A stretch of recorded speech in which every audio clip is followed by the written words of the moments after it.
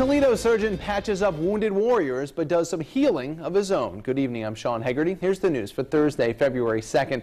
The vascular surgeon volunteered to help military trauma surgeons in Germany, but readily admits he felt a very personal need to do it. Fox Toledo's Kevin Milliken is live with how his healing hand helped in more ways than one. Dr. Stephen Gale has seen the horrors of war twice in his life as a platoon leader in Vietnam in the late 60s, again last month sewing up American soldiers wounded in the War on Terror. 45 years later, the local surgeons come full circle.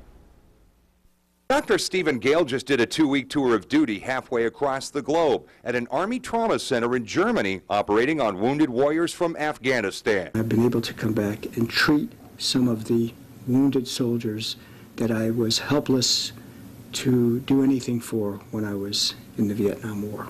Dr. Gale was a platoon leader in Vietnam, a chapter in his life, the battle at Dak To in 1967, that has bothered him ever since. 300 soldiers killed and wounded. He decided against going back as a special forces officer to study medicine. But when the Middle East situation developed and progressed is when I started feeling that I needed to do this. It's not like it's been smoldering within me for 45 years. Dr. Gale says wounded warriors flown in from the front lines today are a lot more likely to survive than during Vietnam, giving him some closure. I think now I can get on with some other of my bucket list. I've crossed off the first item. But the surgeon has a message for people with loved ones still serving overseas.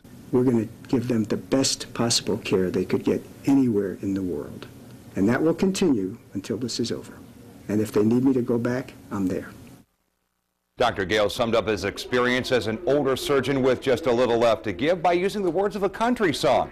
I may not be as good as I once was, but I'm good once as I ever was. Reporting live, Kevin Milliken, Fox Toledo News.